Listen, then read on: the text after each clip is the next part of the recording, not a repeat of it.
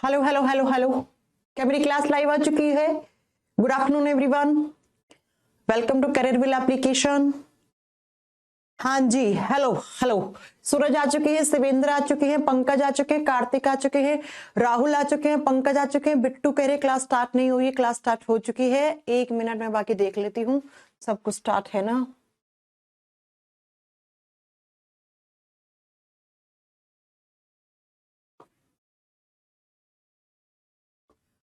Hello everyone and welcome to science class. आप सभी का साइंस के इस क्लास में बहुत बहुत स्वागत है। कैसे हैं आप सब लोग? सबसे पहले तो मुझे कमेंट करके ये बताइए कि कैसे हैं आप सब लोग। मैं उम्मीद करती हूँ कि आप सब लोग बहुत अच्छे होंगे और बहुत अच्छे से अपनी पढ़ाई कंटिन्यू किए होंगे। सभी को मेरी तरफ से राम राम, नमस्ते, सत श्री अकाल, जय हिंद, जय भारत। आ जाइए, हम अपनी आज की क्लास स्टार्ट करते हैं। आज यानी कि मैंने आपको कल की क्लास में बताया था कि नेक्स्ट क्लास में मैं आपको HIV एड्स के बारे में पढ़ाने वाली हूं। ये बात मैंने बताई थी ना, सारे बच्चे जानते होंगे ना ये चीज कि मैं आपको नेक्स्ट क्लास में HIV एड्स के बारे में एक सेपरेट वीडियो में आपको पढ़ाने वाली हूं। पूरी एक क्लास लूंगी 1 घंटे की। अब आप सोच रहे होंगे कि मैम बीमारियां तो बहुत सारी हैं, आप सिर्फ HIV एड्स के ऊपर ही 1 घंटा क्यों हमारा करना चाहती हैं? तो सुनो बच्चा, HIV एड्स के बारे में वनडे एग्जाम्स में क्वेश्चंस तो बहुत सारे आते हैं। आपने देखा होगा प्रीवियस ईयर के क्वेश्चंस, चाहे आप SSC हो गया, SSC का CGL, CHSL, MTS, रेलवे में NDA, CDS, है ना, सब में HIV एड्स से क्वेश्चन आते हैं। कुछ गिने चुने क्वेश्चंस आपको उंगलियों में पता होगा कि HIV एड्स कौन से कंट्री से आया था, किस ईयर में आया था, HIV एड्स कौन से वायरस की वजह से होता है, इसमें क्या हो जाता है ना, फलाना ढिनका। ऐसे आपने बहुत सारे क्वेश्चंस आपने देखे होंगे प्रीवियस ईयर के क्वेश्चंस पेपर में, अगर आप प्रीवियस ईयर क्वेश्चन पेपर लगाते होंगे तो। अब ये बात तो होगी एग्जामिनेशन की। अब स्टूडेंट्स, ये जो बीमारी है HIV एड्स जो है ना, इसके बारे में जागरूकता भी बहुत कम है लोगों को। यानी कि जो HIV एड्स वाले पेशेंट्स होते हैं या फिर किसी को पता लगता है कि फलाना इंसान HIV पॉजिटिव है, तो बहुत ही अलग अलग तरीके की अवधारणाएं दिमाग में बना के चल रहे हैं बहुत सारे लोग। तो इसीलिए मैंने ये सोचा कि मैं इसको, देखो, एग्जाम के पॉइंट ऑफ व्यू से पढ़ाऊंगी। आज क्लास में मैं आपको 10 क्वेश्चंस की प्रैक्टिस करवा के जाऊंगी कि ये क्वेश्चंस बहुत बार रिपीट होते हैं आपके एग्जामिनेशन में।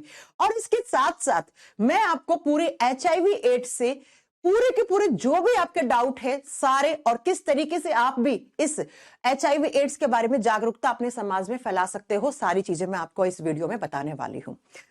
आज हम इस क्लास में सिर्फ और सिर्फ HIV एड्स और HIV एड्स से वनडे एग्जाम्स में कैसे कैसे क्वेश्चंस आते हैं वो हम करने वाले हैं। राइट? तो सभी लोग लाइव आ चुके होंगे, मुझे उम्मीद यही है कि सभी लोग लाइव आ चुके होंगे। और जो लोग नहीं आए हैं तो वो भी एक बार आ जाइए लाइव। तो स्टार्ट कर देते हैं अपनी आज की क्लास। हाँ जी बच्चा, चलो बात करते हैं।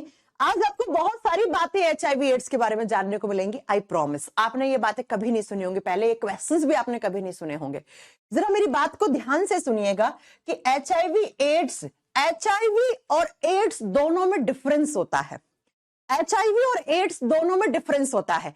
सबसे पहले सुनेंगे एड्स क्या होता है। एड्स बीमारी का नाम है। AIDS is a disease.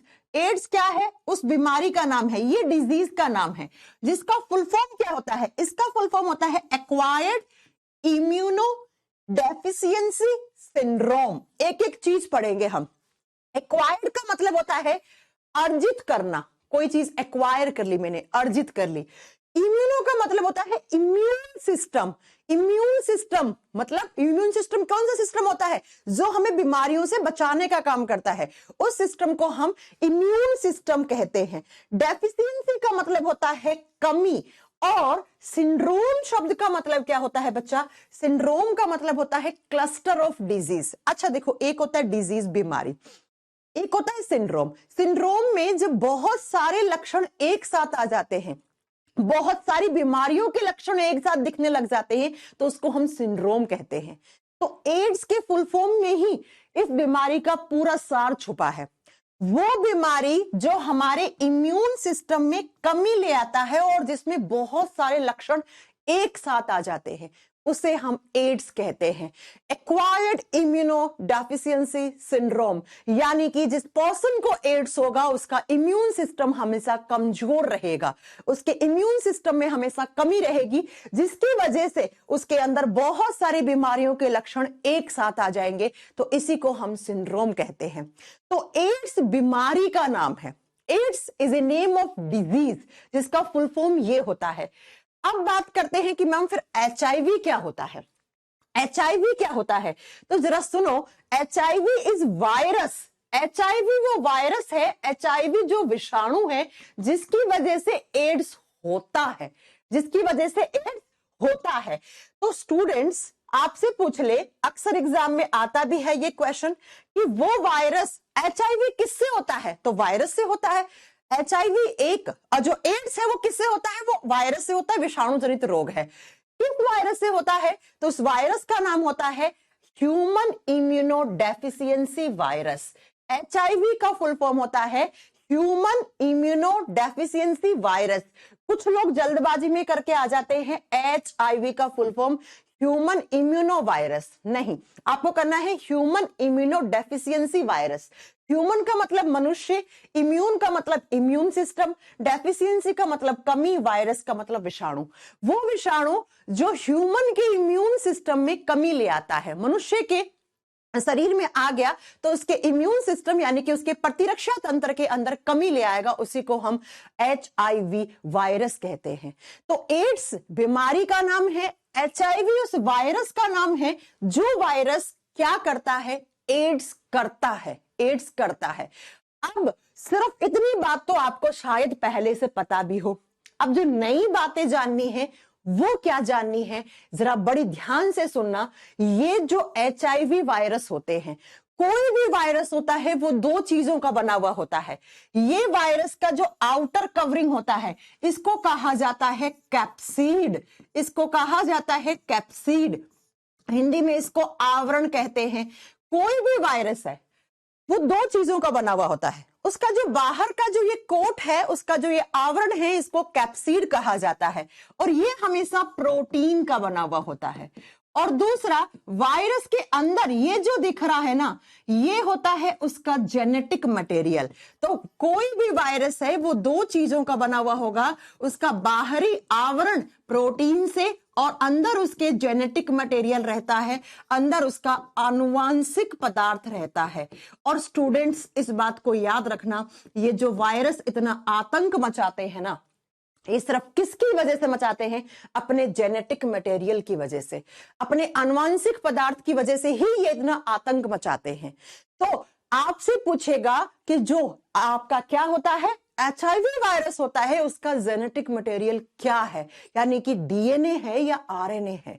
याद रखना बच्चा, एचआईवी वाले वायरस का आनुवांशिक पदार्थ आरएनए होता है, आरएनए होता है। दो टाइप का आनुवांशिक पदार्थ होता है, या तो डीएनए होगा किसी वायरस में या आरएनए होगा, दोनों एक साथ नहीं आ सकते, आइदर डीएनए और आरएनए। यानी कि वायरस के अंदर जो आनुवंशिक पदार्थ होता है वो या तो डीएनए होगा या आरएनए, दोनों एक साथ नहीं आ सकते हैं। तो जरा याद रखिएगा, एचआईवी वायरस किस टाइप का वायरस हो गया, एग्जाम के पॉइंट ऑफ व्यू से क्वेश्चन क्या बन गया, HIV virus is a RNA virus.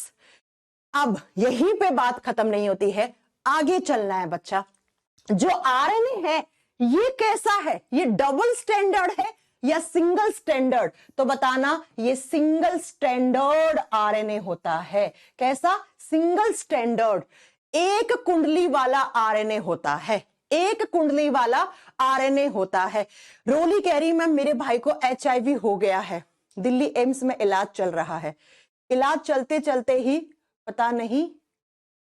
अच्छा रोली, आपका हम कमेंट देखेंगे बाद में, आप पूरा पढ़ो, आपको बहुत अच्छी नॉलेज मिलेगी।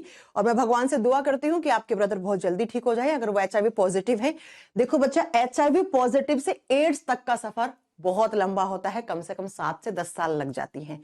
यही बातें तो मैं आपको आज बताने वाली हूं, ठीक है। तो याद रखिएगा, जो एचआईवी वायरस है उसका जेनेटिक मटेरियल आरएनए है, और कैसा, सिंगल स्टैंडर्ड आरएनए है। सिंगल स्टैंडर्ड आरएनए का मतलब है एक कुंडली, देखो ना, एक ही कुंडली, एक ही बार, ऐसे एक ही स्टैंड है, एक ही। तो एचआईवी वायरस, आरएनए वायरस। अब जरा मेरी बात को, नेक्स्ट जो मैं पॉइंट बात बताने वाली हूं उसको बहुत ध्यान से सुनना है।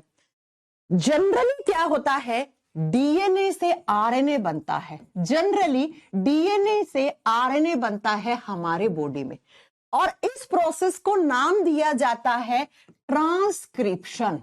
ट्रांसक्रिप्शन नाम दिया जाता है, और हिंदी में इसको बोला जाता है अनुलेखन। अनुलेखन। आपसे एग्जाम में पूछ ले व्हाट इज ट्रांसक्रिप्शन, आप कहोगे डीएनए से आरएनए बनना ट्रांसक्रिप्शन कहलाता है। लेकिन बच्चों, ये जो एचआईवी वाला वायरस होता है ना, ये पता है क्या करता है, ये आरएनए से डीएनए बना लेता है। आरएनए से डीएनए बनाता है ये, इसीलिए हम कहते हैं कि ये ट्रांसक्रिप्शन का उल्टा करता है। उल्टे का मतलब हो गया, ये करता है रिवर्स ट्रांसक्रिप्शन। ये कैसा करता है, ये रिवर्स ट्रांसक्रिप्शन करता है बच्चा, और इसीलिए हम कहते हैं कि एचआईवी वायरस इज रेट्रोवायरस। इतने वनडे एग्जाम में क्वेश्चन आया है कि एचआईवी वायरस किस प्रकार के वायरस होते हैं, वहां पे आप मुंह छुपा के क्लास से बाहर आ जाते हैं, हमें तो पता ही नहीं था। तो एचआईवी वायरस कैसे, रेट्रोवायरस। यहां पे रेट्रो का मतलब होता है रिवर्स, ये रिवर्स ट्रांसक्रिप्शन करते हैं। एक बार फिर से सुन लो, इसके बाद नहीं बताऊंगी। मैंने कहा कोई भी वायरस होता है वो दो चीज का बना हुआ होता है, उसका बाहर का जो आवरण होता है जिसको कैप्सिड कहते हैं वो प्रोटीन का बना हुआ होता है, तो ये भी प्रोटीन का बना हुआ है। वायरस के अंदर उसका जेनेटिक मटेरियल होता है, उसका आनुवांशिक पदार्थ होता है। आनुवांशिक पदार्थ दो प्रकार के होते हैं, डीएनए और आरएनए। दोनों एक साथ कभी नहीं हो सकते। हम एचआईवी वायरस की बात करते हैं तो एचआईवी वायरस एक आरएनए वायरस है, और कैसा, सिंगल स्टैंडर्ड आरएनए, एक कुंडली वाला आरएनए। और जनरली हमारे बॉडी में हमेशा डीएनए से आरएनए बनता है। डीएनए से आरएनए बनना ट्रांसक्रिप्शन कहलाता है, अनुलेखन कहलाता है। लेकिन ये एचआईवी वायरस जो होते हैं वो बहुत खतरनाक होते हैं। क्यों होते हैं खतरनाक, क्योंकि ये आरएनए से डीएनए बना लेते हैं। ये इतने खतरनाक होते हैं कि ये आरएनए से डीएनए बना लेते हैं, यानी कि ये रिवर्स ट्रांसक्रिप्शन प्रोसेस कर लेते हैं, इसीलिए हम इनको रेट्रोवायरस कहते हैं। तो वनडे एग्जाम का क्वेश्चन कि रेट्रोवायरस कौन से वायरस होते हैं या एचआईवी वायरस किस टाइप का वायरस है, तो आपको पता लग गया होगा। अब स्टूडेंट्स, आपने एक चीज सुनी है कि आज तक एचआईवी एड्स का कोई भी इलाज नहीं है किसी भी कंट्री के पास। 1981 से यह बीमारी घूम रही है। इंडिया में 1986 में आई थी, और आज तक इस बीमारी के खिलाफ कोई भी इंजेक्शन सक्सेसफुल नहीं हो पाया, कोई भी वैक्सीनेशन नहीं बन पाया। आप देखिए इसके बाद कितनी सारी खतरनाक खतरनाक बीमारियां आ गई, जैसे फॉर एग्जांपल कोविड-19। कोविड-19 के लिए भी इंजेक्शन बन गया, लेकिन आज तक इस बीमारी के लिए इंजेक्शन नहीं बना। क्यों नहीं बना, आपको पता है? क्योंकि स्टूडेंट्स, इसीलिए नहीं बना, ये रेट्रोवायरस होते हैं, यानी कि ये आरएनए से डीएनए बना लेते हैं, जिसकी वजह से ये बहुत जल्दी जल्दी म्यूटेशन कर लेते हैं। म्यूटेशन का मतलब ये अपने नए नए वेरिएंट तैयार कर लेते हैं। तो अगर साइंटिस्ट लोगों ने इसका बना दिया इंजेक्शन, तो एक वेरिएंट के खिलाफ एक इंजेक्शन होगा, तो आपने लगा दिया टीका। अब अगले ही दिन वो वेरिएंट चेंज हो गया, 10 दिन बाद फिर चेंज हो गया, तो ऐसे कितने वेरिएंट के खिलाफ इंजेक्शंस लगवाओगे, कितने वैक्सीन बनाएंगे? इसीलिए आज तक एचआईवी एड्स का वैक्सीनेशन नहीं हो पाया है। एचआईवी एड्स का ऐसा कोई इलाज नहीं है। हाँ, मैं बताऊंगी, एक थेरेपी दी जाती है, आगे हम बात करेंगे। तो आपको शायद ये बात पता लग गई होगी कि क्योंकि एचआईवी वाला वायरस आरएनए से डीएनए बना देता है, इसलिए ये रेट्रोवायरस है, और ये बहुत जल्दी जल्दी म्यूटेशन कर देता है, जिसकी वजह से इसके नए नए वेरिएंट आते रहते हैं। इसीलिए इसका वैक्सीनेशन, इसका टीकाकरण आज तक सक्सेसफुल नहीं हो पाया है। ये सारे क्वेश्चंस थे, 2 क्वेश्चन, 3 क्वेश्चन, 4 क्वेश्चन, 5 क्वेश्चन। समझ में आ गया? एड्स बीमारी का नाम है, वायरस ऐसा होता है एचआईवी वाला। अब जरा नेक्स्ट स्लाइड पे चलते हैं, अगली बात पे। आप कहीं पर भी ऐसा सिंबल देखते हो, ये सिंबल किसके लिए? जो एचआईवी पॉजिटिव पेशेंट्स होते हैं, उनकी एकता और सद्भावनाओं को ये व्यक्त करता है ये सिंबल। अब कहीं पर भी ऐसा सिंबल कभी भी बना हुआ देखते हो, तो ये क्या, ये एचआईवी एड्स के जो पॉजिटिव पेशेंट्स होते हैं उनकी एकता और सद्भावनाओं को रिप्रेजेंट करता है। तो हमें भी उनकी वैल्यूज करनी चाहिए, तो ऐसा सिंबल हमेशा HIV पॉजिटिव पेशेंट्स के लिए काम में लिया जाता है। नेक्स्ट पॉइंट पे चलते हैं। अगला पॉइंट, मैम हमें पता लग गया एड्स एक बीमारी का नाम है, HIV वायरस की वजह से होता है, ये वायरस हमारे बॉडी में आ जाएगा तो हम HIV पॉजिटिव हो जाएंगे। तो अगर ये वायरस आ गया जिसके बॉडी में, वो HIV पॉजिटिव है, और अगर जिसके बॉडी में नहीं है तो वो HIV नेगेटिव है। अब जो नेक्स्ट क्वेश्चन आता है वो ये आता है कि मैम ये इतनी खतरनाक बीमारी क्यों है, क्या कर देते हैं ये HIV वायरस। ये अगेन आपके एग्जामिनेशन का क्वेश्चन बनेगा। बहुत बार सबसे ज्यादा इस चैप्टर से यही क्वेश्चन आता है कि जो HIV एड्स होता है या HIV वायरस होता है वो क्या कर देता है हमारे बॉडी में। HIV वायरस आएगा, आके हमारे खून में एक टाइप की सेल्स होती हैं, पढ़ा चुकी हूं कल की क्लास, कल क्या मतलब लास्ट क्लासेस में पढ़ा चुकी हूं, white blood cells, WBC। White blood cells का मतलब है सफेद रक्त कोशिका। WBC हमारे बॉडी में इम्यून सिस्टम जनरेट करने का काम करती है, और इसी WBC में एक टाइप होता है लिम्फोसाइट, और लिम्फोसाइट भी दो टाइप की होती है, B लिम्फोसाइट और T लिम्फोसाइट। तो स्टूडेंट्स याद रखना, HIV वायरस आता है और वो आके किस पे अटैक करता है, लिम्फोसाइट पे। कौन से टाइप की lymphocyte, T lymphocyte. T lymphocyte, ये T लिम्फोसाइट के अंदर घुस जाता है और उसके अंदर इंफेक्शन कर देता है। तो वनडे कॉम्पिटिटिव एग्जाम में क्वेश्चन क्या आता है, ये आता है कि HIV वायरस किस प्रकार की ब्लड सेल्स को इफेक्ट करता है, WBC। कौन सी WBC, लिम्फोसाइट। कौन सी WBC, लिम्फोसाइट। कौन से टाइप की lymphocyte, T lymphocyte. T lymphocyte. अब मैं थोड़ा सा लेवल बढ़ा के चल रही हूं आपका, PCS वगैरह के या नीट वाले बच्चे बहुत ध्यान से सुन लेना, अगर ये वीडियो कभी देखो आप तो इन फ्यूचर, है ना। तो सुनो बच्चा, ये जो T लिम्फोसाइट है ना, इसके अंदर एक तरीके की सेल्स होती हैं जिनको बोलते हैं CD4 सेल्स। T लिम्फोसाइट्स के अंदर भी एक सेल्स होती हैं जिनको हम CD4 सेल्स कहते हैं। तो ये जो HIV वायरस है ना, ये सीधा WBC को ढूंढेगा, WBC में कौन सी लिम्फोसाइट, लिम्फोसाइट में कौन सी T लिम्फोसाइट, और T लिम्फोसाइट के अंदर एक टाइप की सेल्स होती हैं जिनको CD4 सेल्स कहते हैं, और ये उनके न्यूक्लियस में जाके घुस जाता है, ऐसे इसके अंदर चला जाएगा CD4 सेल्स में। और हमारी बॉडी में CD4 की क्वांटिटी 2000 होनी चाहिए। तो जब तक 2000 है तब तक हम नॉर्मल हैं, हम सही हैं। और जिस पेशेंट को HIV एड्स हो जाता है, एड्स स्टेज पे आ गया वो, तब उसके बॉडी में CD4 की संख्या सिर्फ 200 बच जाती है। तो अगर CD4 सेल्स की संख्या 200 आ गई तो समझना वो एड्स का पेशेंट है। अब जरा सुनो, HIV पॉजिटिव कोई इंसान हो गया है, मान लो आज हो गए वो HIV पॉजिटिव, तो अब उसे एड्स तक आने में, HIV पॉजिटिव पर्सन को एड्स तक आने में कितना, 7 से 10 साल लग जाता है। 7 से 10 साल लग जाता है। तो बेसिकली HIV और एड्स में दोनों में डिफरेंस है। HIV पॉजिटिव का मतलब क्या होता है, HIV पॉजिटिव का मतलब होता है कि आपके बॉडी में HIV वायरस है, पाया गया है, लेकिन इसका मतलब नहीं है कि आपको एड्स हो गया है, नहीं।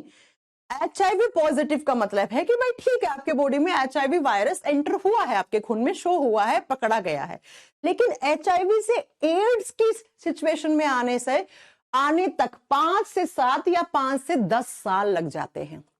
और जब एड्स होगा तब ये जो CD4 की संख्या है ना, ये CD4 की संख्या कितनी आके रह जाती है, 200। तो जब लिम्फोसाइट के अंदर एक प्रकार की सेल्स होती है CD4, वो 200 आ जाएं तो समझना तब इंसान को एड्स। अब कोई ट्रीटमेंट नहीं है इसका।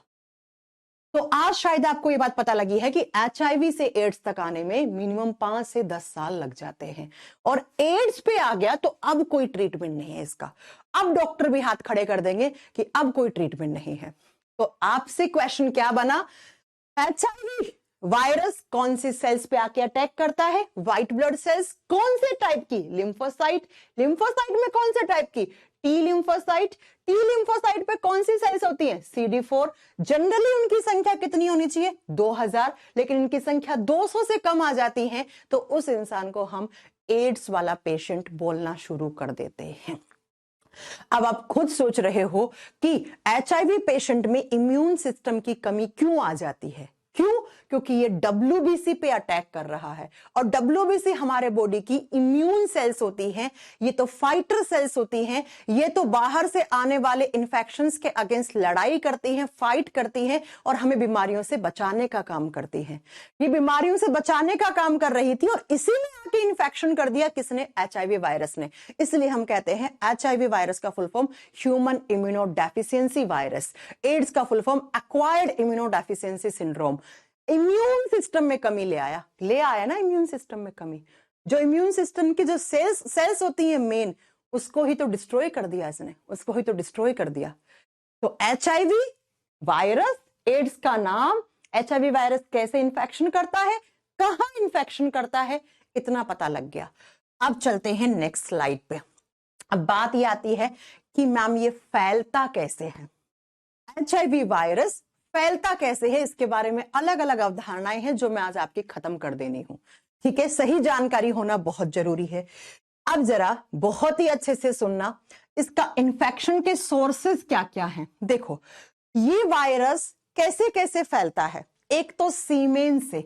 सीमेन का मतलब होता है वीर्य। जो लड़कों के जेनाइटल एरिया से सीमेन निकलता है उससे फैलता है, यानी कि बहुत सारे बॉडी से फ्लूइड निकलते हैं, शरीर से तरल पदार्थ निकलते हैं, उनमें से कुछ में बहुत हाई रिस्क होती है HIV एड्स फैलने की और कुछ में बहुत लो रिस्क होती है। तो सीमेन हो गया, ब्लड खून हो गया, और लड़कियों का जो वेजाइनल डिस्चार्ज होता है, क्या जो वेजाइनल डिस्चार्ज होता है, ये तीन चीजें जो होती है ना, इससे सबसे ज्यादा HIV एड्स फैलता है। और ये कैसे? तो ये अनप्रोटेक्टेड सेक्सुअल एक्टिविटीज से फैलता है। जब असुरक्षित यौन संक्रमण होता है उससे 80% केसेस HIV पॉजिटिव के इसी रीजन की वजह से आते हैं। या तो खून का खून से मिलना हुआ, एक ऐसे पर्सन है जिसमें HIV पॉजिटिव है, उसका खून HIV नेगेटिव वाले पर्सन के खून से मिल गया, हो गया। दूसरा, अनप्रोटेक्टेड सेक्सुअल एक्टिविटीज से, मेल के सीमेन से फीमेल के वेजाइनल डिस्चार्ज से होता हुआ ये फैल जाता है, या यहां से ऐसे फैल जाएगा। ये हाई रिस्क है, ये तीनों हाई रिस्क है। अब लोअर कॉन्सेंट्रेशन किस किस में रहती है? आंसुओं में। आपके बॉडी से फ्लूइड, आंसू भी तो निकलते हैं ना, आंसुओं में भी HIV एड्स हो सकता है, लेकिन ये थोड़ा कम रिस्की है, मतलब बहुत कम चांसेस हैं। साथ में सलाइवा, आपकी लार, और अगर मां अपने बच्चे को दूध पिला रही है तो ब्रेस्ट मिल्क, दूध से मां से बच्चे में, यूरिन यानी कि पेशाब, और जो वेजाइनल सिक्रेशन होता है, यानी कि अगर कोई ऐसी महिला है जिसने पब्लिक टॉयलेट यूज किया और जो UTI से होता हुआ, यूरिनरी ट्रैक से होता हुआ, UT से होता हुआ, यूरिनरी ट्रैक से होता हुआ, उसमें उस एरिया में भी आके गिर जाता है, तो बाद में कोई और दूसरी महिला यूज करती है तो उसको भी होने के चांसेस बढ़ जाते हैं। राइट? तो याद रखिएगा कि ये कुछ होने के तरीके हैं, इसी को मैं अच्छे से एक्सप्लेन करती हूं कि HIV एड्स कैसे होता है। देखो, सबसे पहला अनप्रोटेक्टेड सेक्सुअल एक्टिविटीज, असुरक्षित यौन संक्रमण। मैंने कहा ना, सीमेन यानी कि वीर्य से महिला में और महिलाओं के वेजाइनल डिस्चार्ज से लड़कों में। तो अनप्रोटेक्टेड सेक्सुअल एक्टिविटीज से 80% जो केसेस हैं, सबसे ज्यादा जो HIV पॉजिटिव पेशेंट के केसेस हैं, वो इसी की वजह से है इंडिया में, इसी की वजह से है इंडिया में। राइट? दूसरा होता है ड्रग्स एडिक्टेड। आप देखते हैं बहुत सारे लोग ड्रग्स लेते हैं इंजेक्शंस वगैरह से। तो 3-4 दोस्त हैं, वो ग्रुप बना के ड्रग्स ले रहे हैं, तो उसने क्या किया, ड्रग्स किसके अंदर, अब खून के अंदर डालते हैं इंजेक्शन से, वही सिरिंज ले भाई अब तू ले ले। तो अगर ये HIV पॉजिटिव हुआ तो इसका खून इसके खून से मिल लिया ना, ब्लड का जब ब्लड से मिलना होता है तो बहुत जल्दी HIV वायरस ग्रो कर जाते हैं एक पर्सन से दूसरे पर्सन में। तो जो ड्रग्स लेते हैं, जो लोग जिनको लत होती है ड्रग्स की, तो वो लोग सिरिंज विरिंज यूज करते हैं, उनसे हो जाता है। तीसरा, ब्लड ट्रांसफ्यूजन। किसी ऐसे पर्सन का खून चढ़ा दिया जिसके बॉडी में एचआईवी वायरस थे और किसी ऐसे पर्सन को चढ़ा दिया जिसके बॉडी में एचआईवी वायरस नहीं थे, तो उसको हो जाता है। इसीलिए खून देने से और खून चढ़ाने से पहले दोनों ही केसेस में ये चेक किया जाता है कि जो खून दे रहा है वो एचआईवी पॉजिटिव तो नहीं है, और जो खून ले रहा है उसके बॉडी में भी किसी तरीके का कोई एचआईवी वायरस तो नहीं है ना। तो ब्लड ट्रांसफ्यूजन से, ब्लड बैंक में, हॉस्पिटल्स में ये वायरस फैल जाता है। नेक्स्ट है प्रेगनेंसी में। मां अपने बच्चे को प्लेसेंटा के थ्रू, मां और बच्चे के बीच में जो प्लेसेंटा बनता है उस प्लेसेंटा के थ्रू मां से बच्चे में आ सकता है, बिल्कुल आ सकता है at the time of delivery. याद रखिएगा, मां अपने बच्चे को भी क्या कर सकती है, एचआईवी वायरस को दे सकती है। नेक्स्ट है नॉन स्टेराइल इंस्ट्रूमेंट्स, यानी कि हॉस्पिटल्स में एक इंजेक्शन में सिरिंज यूज की किसी पर्सन को, और मान लो वो खुदा ना खास्ता उसको एचआईवी वायरस हो, उसी का ही सिरिंज किसी दूसरे को दे दिया, फिर तीसरे को दे दिया, और सोचिए कितना ज्यादा ये इन्फेक्टेड नीडल से फैल सकता है। दूसरा, जो आप नाई वाई की दुकान पे जाते हो बाल कटवाने, तो वो क्या करता है, सीजर यूज करता है, कहीं पर कोई उस तरह चलाता है, ब्लेड वगैरह चलाता है ना, ये दाढ़ी और आप मूछे वगैरह बनाते हो उसमें। तो अगर आपको कटवट लग गया और मान लो किसी ऐसे इंसान को कट लगा उस तरह पे या ब्लेड पे या कोई रेजर पे, ऐसा कट लग गया कि जिस इंसान के खून के अंदर एचआईवी पॉजिटिव वायरस थे, है ना, एचआईवी वायरस थे, अब दूसरे इंसान को भी करा तो उसको भी कट लग गया, तो वो फैलने के चांसेस बढ़ जाएंगे ना। तो जब भी जो लड़के लोग हैं ना ये नाई वाई की दुकान पे जाते हैं, तो थोड़ा सा ध्यान रखा करो कि उनको बोला करो कि जो सीजर है ये थोड़ा सा स्टरलाइजेशन की हुई है कि नहीं है, या ब्लेड वगैरह यूज करें तो वो नई ब्लेड यूज करें, नया रेजर यूज करें, उस तरह थोड़ा सा ध्यान रखें, क्योंकि यहां से भी फैल जाता है। तो इन्फेक्टेड नीडल वगैरह से या जो भी इंस्ट्रूमेंट्स यूज करते हैं हॉस्पिटल वगैरह में, उससे हो सकता है। ये मेजर रीजन है बच्चा एचआईवी ट्रांसमिट होने के, ये मेजर रीजन है। मैंने कहा ना, छोटा मोटा सलाइवा वेलाइवा से हल्का फुल्का बहुत ही रेयरली चांस होता है, जब एड्स स्टेज पे आ जाता है तब थोड़ा सा उससे बच के रहने की जरूरत होती है। अब बात करते हैं कि एचआईवी कैसे नहीं होता, इसके बारे में जानना बहुत जरूरी है। लोगों को लगता है कि अगर कोई एचआईवी पॉजिटिव पर्सन है तो उसको टच नहीं करना, उससे हाथ नहीं मिलाना, उसको गले नहीं लगना, और हमें भी एचआईवी एड्स हो जाएगा। नो, टचिंग से, हगिंग से किसी भी तरीके का कोई एचआईवी वायरस नहीं फैलता है। दूसरा, थ्रू फूड। लोगों को लगता है कि अगर एचआईवी पॉजिटिव पर्सन है तो उसका जूठा खाना खा लिया, जूठा पानी पी लिया तो हमें हो सकता है। नहीं, इससे नहीं फैलेगा, ठीक है।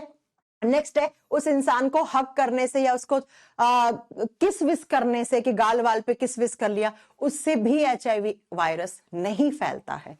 उसके बाद आप बताओगे नेक्स्ट, इंसेक्ट बाइट। बहुत सारे लोगों को लगता है मच्छर के काटने से एचआईवी पॉजिटिव हो जाता है इंसान। नहीं, मच्छर अगर किसी एचआईवी पेशेंट को काट भी लेगा, उसका खून पी भी लेगा और फिर वो किसी दूसरे को काट लेगा नॉन एचआईवी पेशेंट को, तो भी नहीं होगा। क्यों? क्योंकि मच्छर ने जैसे मेरा खून पिया, फॉर एग्जाम्पल मेरे बॉडी में एचआईवी वायरस है, तो मच्छर का लार और मच्छर का जो पेट होता है ना, उसमें ये एचआईवी वायरस खत्म हो जाते हैं, और मच्छर आराम से मेरा खून पी के थोड़ी देर के बाद किसी और के खून पे जाता है, इतने में वो वायरस उसके लार में और उसके पेट में खत्म हो जाते हैं।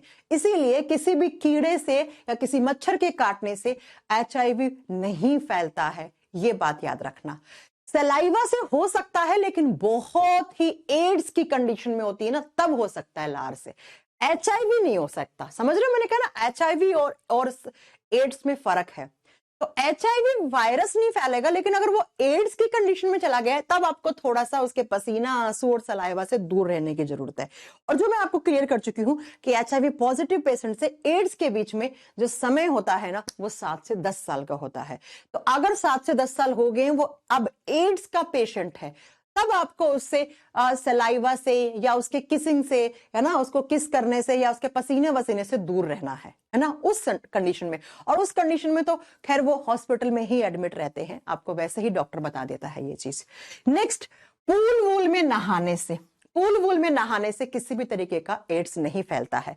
तो अगर कोई एचआईवी पेशेंट है आपके आसपास तो बिल्कुल भी आपको उससे घबराने की जरूरत नहीं है। आप उसके साथ उठ सकते हैं, बैठ सकते हैं, बात कर सकते हैं, आप उसके साथ काम कर सकते हैं, आप उसको हग कर सकते हैं, आप उससे हाथ मिला सकते हैं, आप उसके साथ खाना खाने जा सकते हैं, लंच डिनर पे जा सकते हैं, है ना, क्योंकि साथ उठने से, साथ बैठने से, साथ खाना खाने से एचआईवी एड्स नहीं फैलता है। और यही चीज आपको अच्छे से समझने की जरूरत है, क्योंकि हमारे समाज में, हम एक ऐसे समाज में रहते हैं जहां पर अगर किसी को दूर दूर भी पता लग जाता है ना कि फलाना इंसान एचआईवी पॉजिटिव है, तो सब लोग उससे डिस्टेंस मेंटेन कर लेते हैं और मॉरली उसको इतना डाउन कर देते हैं, इतना ज्यादा बेचारा मेंटली परेशान हो जाता है कि उससे कोई मिलने नहीं आता, उसको एक अलग ही कमरा दे देते हैं और अजीब अजीब सी अवधारणाएं बना देते हैं, उस घर में नहीं जाना, एचआईवी हो जाएगा, ये वो, ये सब चीजें नहीं होती हैं बच्चा, है ना। किसी ऑफिस में कोई पर्सन एचआईवी पॉजिटिव हो जाता है तो उसको वहां से हटा देते हैं। हालांकि इनके लिए लॉ बना हुआ है, अगर आप एचआईवी पॉजिटिव पर्सन को नौकरी से निकाल देते हो तो आपकी कंपनी का लाइसेंस रद्द हो सकता है। तो ऐसा कुछ भी नहीं होता है। तो साथ खाना खाने से, उठने से, बैठने से, उसको हैंडशेक करने से, उसके साथ घूमने से, उसके साथ लंच डिनर पे जाने से किसी भी तरीके का कोई एचआईवी वायरस नहीं फैलता है।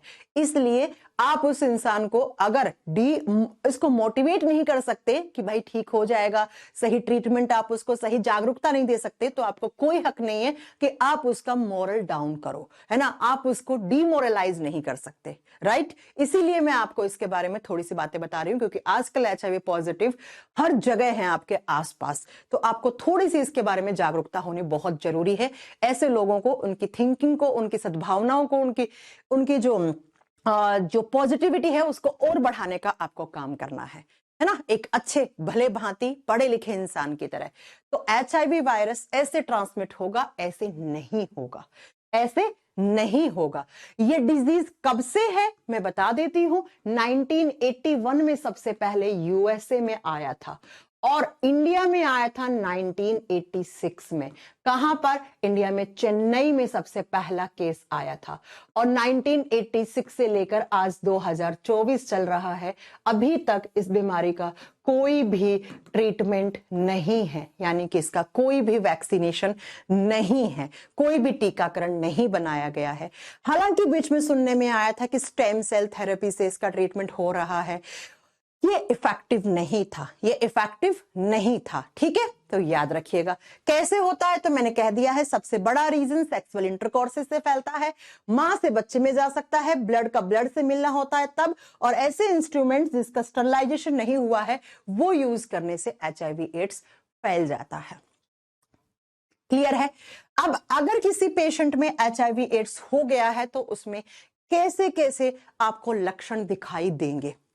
ये लक्षण जब बहुत दिनों तक हैं तब आपको डॉक्टर के पास जाना है। बुखार आएगा बहुत ज्यादा, 102 103 डिग्री, ठंड लगेगी, सर में दर्द होगा, रात को मतलब पसीना आ जाएगा बहुत ज्यादा सोते समय, गले में बहुत ज्यादा जलन होगी, हिचकिचाहट रहेगी और मांसपेशियों में दर्द रहेगा और मांसपेशियों में अकड़न रहेगी, उठने बैठने में जॉइंट्स में दर्द होगा और बहुत थकान, कुछ किए भी नहीं बहुत ज्यादा थकान रहेगी और जो लिम्फ नोड्स होते हैं और जो आपके गले में टॉन्सिल्स वॉन्सिल्स होते हैं वो सब आपके फूल जाते हैं, है ना, और साथ में उसके मुंह में छाले हो जाते हैं। और ये जो माउथ अल्सर्स होते हैं ये ब्लड वाले होते हैं और मुंह में छाले होकर और उसमें से खून निकलना शुरू हो जाता है, भूख बिल्कुल लगना बंद हो जाती है, इंसान का वजन एकदम से घट जाता है, ड्रास्टिक लेवल पे वजन घट जाता है। तो इसका मतलब अब कोई सीरियस प्रॉब्लम है, आपको डॉक्टर के पास जाना पड़ेगा। देखो कोई भी वायरस जब हमारे बॉडी में आता है तो जुकाम, सर्दी, खांसी, सर में दर्द, बदन में दर्द, ये कॉमन चीज है, ये होती रहती है। लेकिन अगर मुंह में छाले हो रहे हैं, उसके साथ अचानक से 1 महीने में 5 से 7 किलो वजन कम हो गया, भूख एकदम लगना बंद हो गई, पतले हो गए एकदम, मुंह में छाले होकर उसमें से खून निकल रहा है बार बार, तब आपको घबराने की जरूरत है, तब आपको डॉक्टर के पास जाने की जरूरत है। और जैसे ही आप डॉक्टर के पास जाओगे तो डॉक्टर आपके टेस्ट करेगा। सबसे बेसिक टेस्ट जो एचआईवी वायरस के लिए करते हैं दैट इज एलिजा। जो फर्स्ट टेस्ट करते हैं वो एलिजा होता है। एलिजा का फुल फॉर्म होता है एंजाइम लिंक्ड इम्यूनोसॉर्बेंट एसे, एलिजा करते हैं। अच्छा, एलिजा कैसा टेस्ट है? ये एक एंटीबॉडी बेस्ड टेस्ट है। माना जाता है कि अगर HIV वायरस आया था तो वायरस के खिलाफ हमारे बॉडी में एंटीबॉडीज बनेंगी और ये एंटीबॉडीज बनने में 4 से 5 महीने का टाइम लग जाता है HIV वायरस के अगेंस्ट। तो अगर आपके बॉडी में एंटीबॉडीज पाई गई है HIV एड्स के, HIV वायरस के खिलाफ, तो डॉक्टर कह देगा यस आप में एंटीबॉडीज हैं, तो भाई वायरस आया है आपके बॉडी में या अभी भी है तो आप HIV पॉजिटिव हो। लेकिन कभी कभी ये टेस्ट फेल हो जाता है। क्यों हो जाता है? क्योंकि मैंने कहा ना एंटीबॉडी बनने में 4 से 5 महीने लग जाते हैं। तो जरूरी नहीं है कि ये 100% आपको कंफर्म कर देगा ये टेस्ट एलिजा कि आप HIV पॉजिटिव है या नहीं। ये बहुत बार फेल हो जाता है। तो अगर थोड़ा भी डॉक्टर को डाउट होता है तो डॉक्टर कहता है आप PCR करवा लो। PCR, polymerase chain reaction. अब PCR से भी अपर लेवल का जो सबसे लास्ट में कंफर्मेटरी टेस्ट होता है कि आप HIV पॉजिटिव है या नहीं, वो होता है वेस्टर्न ब्लॉट, वेस्टर्न ब्लॉटिंग। और इससे पता लगता है बच्चा, इससे कंफर्म हो जाएगा कि either you are HIV positive और नेगेटिव। ये कंफर्मेटरी टेस्ट है। तो ये एनडीए के एग्जाम में पूछा हुआ क्वेश्चन है कि HIV पॉजिटिव है या नहीं। इसके लिए जो कंफर्म टेस्ट होता है, जो अप्रोक्स एकदम 99% एक्यूरेसी के साथ बताता है, वो कौन सा होता है? वो western blotting, western blot test होता है। हालांकि हम तीनों ही करते हैं, एलिजा, दूसरा PCR, तीसरा वेस्टर्न ब्लॉट, लेकिन ये सबसे ज्यादा कंफर्मेटरी टेस्ट है। एलिजा प्राइमरी स्टेज पे करते हैं, ये एंटीबॉडीज की शो को दिखाता है। अगर एंटीबॉडीज हैं तो भैया आप में HIV वायरस आया है, राइट। तो ये 3 टेस्ट हैं जो आपको वनडे एग्जाम में, जो आपके हर एक एग्जाम में क्वेश्चन यहां से बन जाता है। तीनों टेस्ट के नाम आपको याद करने हैं, ठीक है। हाँ, मदर से बच्चे में चला जाता है पंकज जी, बिल्कुल। माँ अपने बच्चे को दूध पिलाती है, या माँ और बच्चे के बीच में जो गर्भ नाल होता है ना, उससे, या प्लेसेंटा के थ्रू, एम्बिलिकल कॉर्ड और प्लेसेंटा के थ्रू फैल जाता है माँ से बच्चे में। बहुत ही ज्यादा हाई रिस्क होती है इस प्रेगनेंसी में, तो वो डॉक्टर्स पहले ही टेस्ट करवा लेते हैं 2 महीने में प्रेगनेंसी में, या प्रेगनेंसी से अगर प्लान कर रहे हैं तो उसमें भी डॉक्टर आपको और हस्बैंड और वाइफ दोनों को ही चेक कर लेता है कि कोई HIV पॉजिटिव या नेगेटिव नहीं है क्या। बिल्कुल राजेश, ये RO के एग्जाम के लिए बिल्कुल पढ़ सकते हो आप। BPSC के लिए आप TGT, PGT, RO सभी एग्जाम में आता है ये स्टूडेंट्स। ये ऐसा चैप्टर है जो हर एग्जाम में आता है, और एग्जाम तो एक ही बार दोगे, एक ही बार नौकरी लग जाएगी, लेकिन जीवन में ये चीजें बहुत काम में आएंगी। तो कुछ चीजें ना अपने लाइफ को अच्छा करने के लिए, अपनी थिंकिंग को सुधारने के लिए भी सीख लेनी चाहिए ना। चलो, तो ये हो गए टेस्ट। अब मैंने कहा कि सच HIV का कोई इलाज नहीं है, लेकिन HIV से एड्स पे पहुंच जाते हैं। HIV पॉजिटिव वाले पेशेंट 7-8 साल के बाद वो जब एड्स के स्टेज में पहुंच जाते हैं, इस समय कोई इलाज नहीं है। इस समय बस डॉक्टर बोलता है कि अब आपको दुआओं की ज्यादा जरूरत है, दवा आप पे काम करना कम कर गई है, अब आप सिर्फ दुआएं कमाओ, है ना। लेकिन अगर HIV पॉजिटिव है तो उस समय कुछ थेरेपी चलती है, जिसमें से एक थेरेपी बहुत फेमस है। क्या? Anti retroviral therapy. मैंने कहा ना, RNA वायरस होते हैं, रेट्रोवायरस होते हैं, उल्टा कर देते हैं, RNA से DNA बना लेते हैं, इसलिए हम इनको रेट्रोवायरस कहते हैं। इसीलिए इसकी जो थेरेपी होती है उसको एंटी रेट्रोवायरल थेरेपी कहते हैं। इसमें क्या देता है डॉक्टर? तो इसमें बहुत सारी हैवी ड्रग्स दी जाती हैं। अब ड्रग्स का मतलब जो आप सोच रहे हैं वो ड्रग्स नहीं, बहुत मेडिकेशन पे रखा जाता है, बहुत हैवी दवाइयां दी जाती हैं, बहुत ही ज्यादा हैवी दवाइयां दी जाती हैं। देखो, antiretroviral therapy is the daily use of combination of HIV medicine to treat HIV। ये HIV से ट्रीट करने के लिए। इससे क्या होगा? देखो, ART saves lives but does not cure HIV। ये आपके जीवन के थोड़ी सी उम्र को बढ़ा देगा। जहां जिस पेशेंट के पास 8-10 साल थी उसको 15 साल कर देगा, थोड़ा सा लाइफ स्पेन को बढ़ा देगा, लेकिन ये परमानेंट इलाज नहीं है HIV का। ये क्या कर देगा? तो सुनिएगा, अगर ये इस थेरेपी पे जा रहा है, ART थेरेपी पे पेशेंट, तो उसमें ये नहीं है कि एकदम से वो उसका HIV एड्स से खत्म हो जाएगा, पेशेंट ठीक हो जाएगा, ये नहीं होगा। क्या हो जाएगा? ये रिड्यूस करेगा the amount of HIV virus को, थोड़ा सा इसका अमाउंट को रिड्यूस कर देगा, जिससे कि आप HIV से एड्स की स्टेज में जाओ तो थोड़ा टाइम बढ़ जाए, आपके पास 3-4 साल संग में बढ़ जाए ऐसे पर्सन के पास। ये HIV ट्रांसमिशन के रिस्क को भी कम करता है, यानी कि एक इंसान से दूसरे इंसान में फैलने की जो रिस्क होती है उसको भी कम करता है। और ये क्या होता है, ये प्रिवेंट करता है HIV from advancing to AIDS. मैंने कहा ना, HIV पॉजिटिव से एड्स के बीच में जाने में जो 5-7 साल लग जाते हैं मिनिमम, उसको बढ़ा के 10 से 15 साल कर देगा, लेकिन परमानेंट इलाज नहीं है ये इसका। और नेक्स्ट याद रखोगे, ये हल्का फुल्का उस इंसान की प्रतिरक्षा तंत्र को भी क्या कर देता है, थोड़ा बढ़ाने का काम कर देता है, ताकि और कोई इंफेक्शन उसको ना हो। तो ये कोई परमानेंट इलाज नहीं है, लेकिन ये HIV पॉजिटिव पर्संस को ये ART थेरेपी दी जाती है। इसमें बहुत हैवी ड्रग्स दी जाती हैं, जैसे एजिडोथाइमिडीन, एजिडो अल्फा थाइमिडीन, ये कुछ हैवी ड्रग्स होती हैं। इतनी हैवी होती है कि इंसान खा के 4-5 घंटे तो सोता ही रहता है, एकदम बेहोश सा ही पड़ा रहता है, उसे लगता ही नहीं है कि वो मतलब नींद में रहता है, ऐसे बेहोश सा रहता है, इतनी हैवी ड्रग्स रहती हैं। लेकिन परमानेंट इलाज इसका नहीं है। परमानेंट इसका इलाज वैक्सीनेशन ही हो पाएगा, जो अभी तक तो नहीं बन पाया है, लेकिन हम यही ऊपर वाले से प्रार्थना करते हैं कि जल्दी बन जाए इसका, है ना। तो ये आपको पता लग गया HIV वायरस क्या होता है, एड्स क्या होता है, कैसे फैलता है, ये कैसे नहीं फैलता है, वायरस कैसे होते हैं, ये बॉडी में आ गए तो क्या कर देंगे। इसी के साथ आपको मैं एक चीज और बता देना चाहती हूं। यहाँ पे एक शब्द होता है कापोसी सार्कोमा। कितने लोगों ने ये शब्द सुना है? एक शब्द होता है बच्चा, क्या, ध्यान से सुनना, कापोसी सार्कोमा।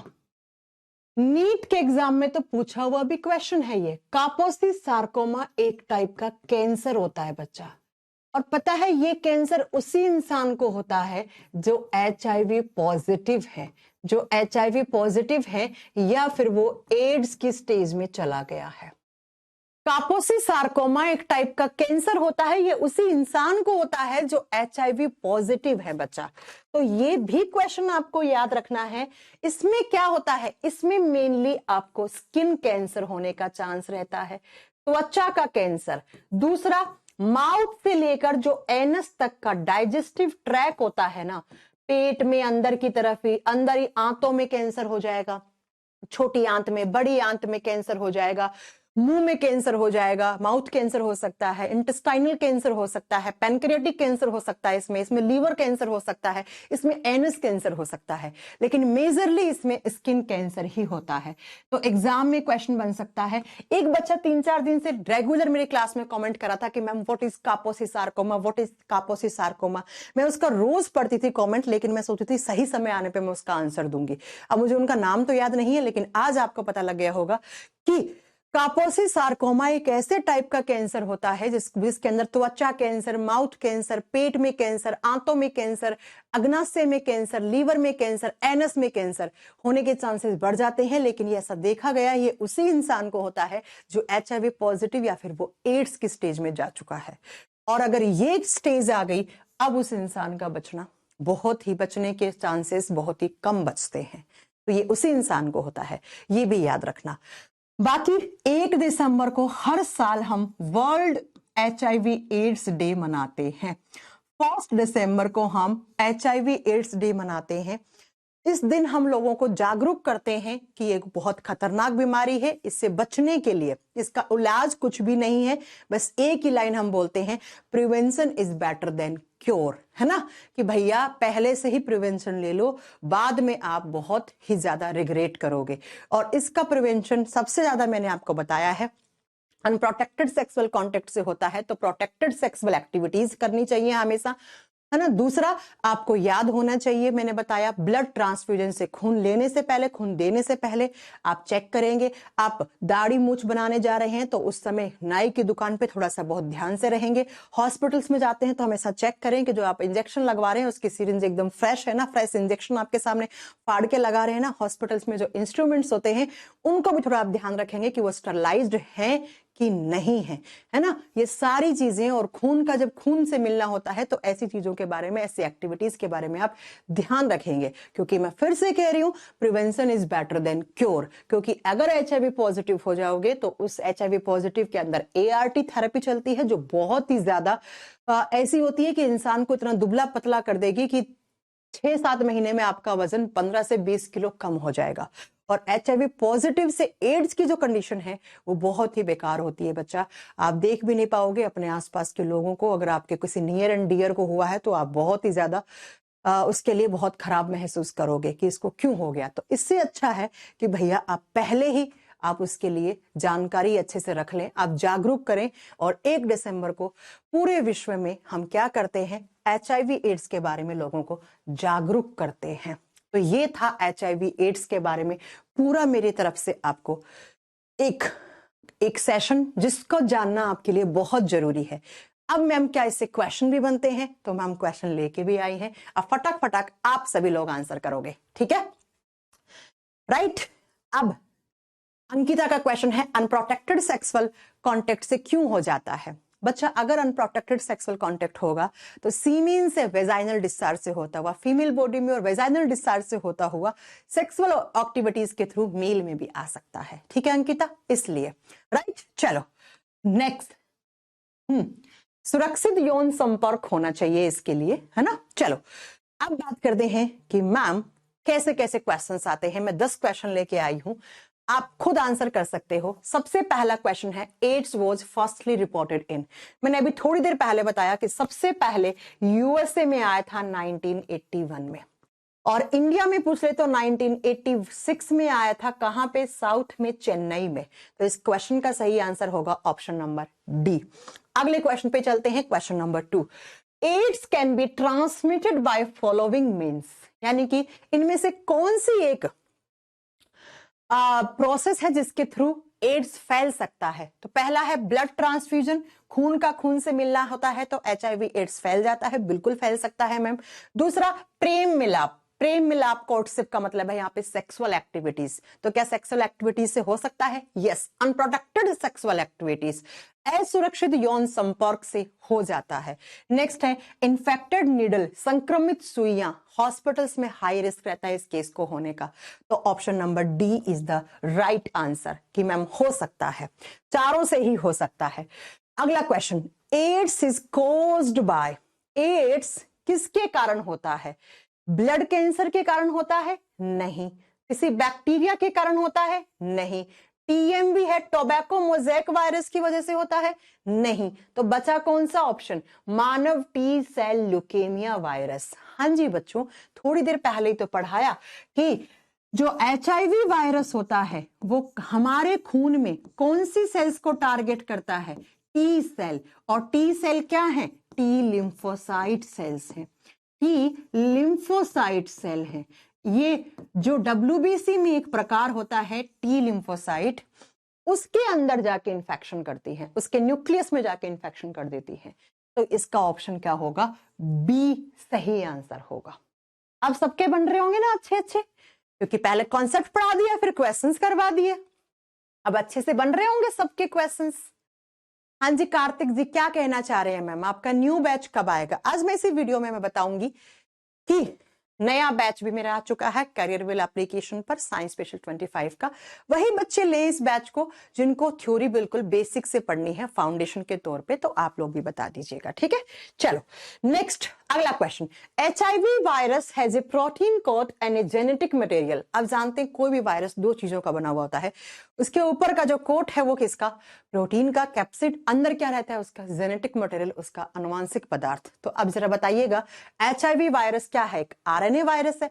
कैसा? सिंगल स्टैंडर्ड और डबल स्टैंडर्ड? तो कैसा? Single standard RNA। इसको ऐसे लिखते हैं SSRNA, it is a single standard RNA। और पूछ ले किस टाइप का वायरस है? It is a retrovirus. Retrovirus नाम क्यों पड़ा बच्चा? क्योंकि ये RNA से DNA बना देता है, ये तो उल्टा कर देता है भैया, इतना खतरनाक इसीलिए होता है। अच्छा मैं एक बात बताऊं आपको, DNA वायरस के मुकाबले में RNA वायरस हमेशा खतरनाक होते हैं। इसको देख लो, कोविड-19 कोरोना वायरस भी कैसा था? एक RNA वायरस था, है ना। कोरोना वायरस भी क्या था? एक RNA वायरस था। तो वो भी आपका क्या होता है? एक खतरनाक वायरस था। चलो अगला question, what kind of disease AIDS? AIDS कहां है? ऑल ओवर वर्ल्ड में है ना, और बहुत ही डेडली डिजीज हो गई है, बहुत खतरनाक। तो एंडेमिक तो हो नहीं सकती, किसी एक ही स्थान पे है क्या? नहीं। एपिडेमिक, क्या एपिडेमिक इसको बोल सकते हैं? क्या इसको स्पोरेडिक बोल सकते हैं? None of this. पेंडेमिक होगा बच्चा, ये तो इसमें ऑप्शन डला ही नहीं है ना। Pandemic, it is a pandemic disease, है ना, महामारी है ये, हिंदी में सही लिखा है महामारी। वर्ल्ड, ऑल वर्ल्ड वाइड में, मतलब आप देख रहे हो ऐसा कोई कंट्री नहीं है जहां पे एचआईवी के पेशेंट्स नहीं है। और इंडिया वर्ल्ड में 2 नंबर पे है एचआईवी पेशेंट पे, आपको पता है।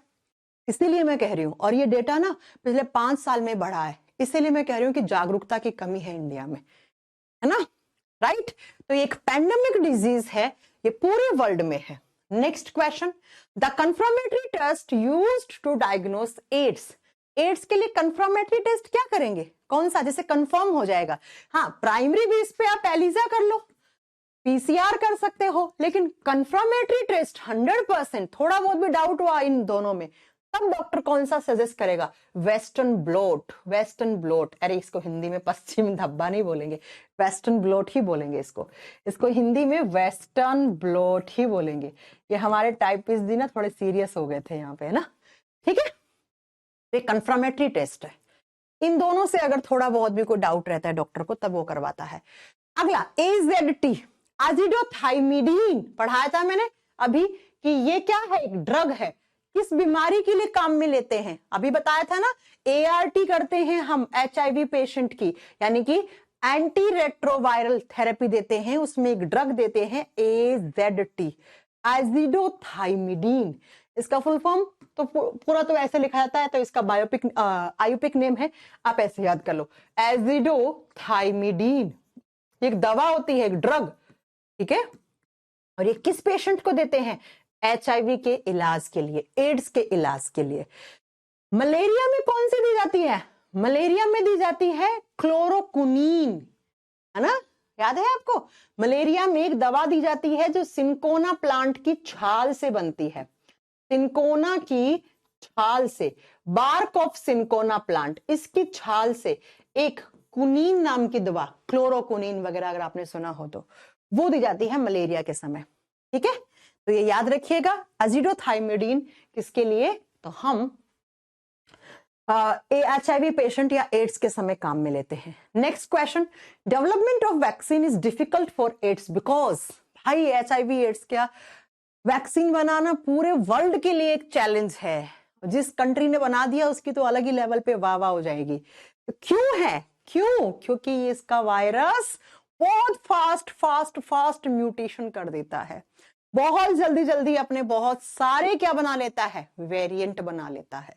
बहुत fast undergoes mutation at rapid rate, यानी कि इसमें बहुत जल्दी उत्परिवर्तन, म्यूटेशन का मतलब होता है सडन चेंजेस, सडनली चेंज आ जाएगा उस वायरस में। 1 घंटे बाद कोई नया वेरिएंट तैयार कर देगा अपना, है ना, 1 घंटे बाद कोई नया वेरिएंट तैयार कर देगा, और आपने मान लो X नाम के वेरिएंट के खिलाफ इंजेक्शन लगवाया, खुश हो गए, हम में तो HIV आ ही नहीं सकता, और म्यूटेंट दूसरा बन गया बॉडी के अंदर, इसलिए इसका वैक्सीनेशन इफेक्टिव नहीं है। तो A आंसर होगा। पूनम आप गलत आंसर दे रहे हैं, राहुल आप गलत आंसर दे रहे हैं, ठीक है। तो ये यहां पर इसका A आंसर लिखेंगे। अच्छा, B में अंडरगोज रिवर्स ट्रांसक्रिप्शन, ये भी ठीक है कहीं ना कहीं, लेकिन दोनों में ज्यादा अच्छा ऑप्शन ये होगा ना।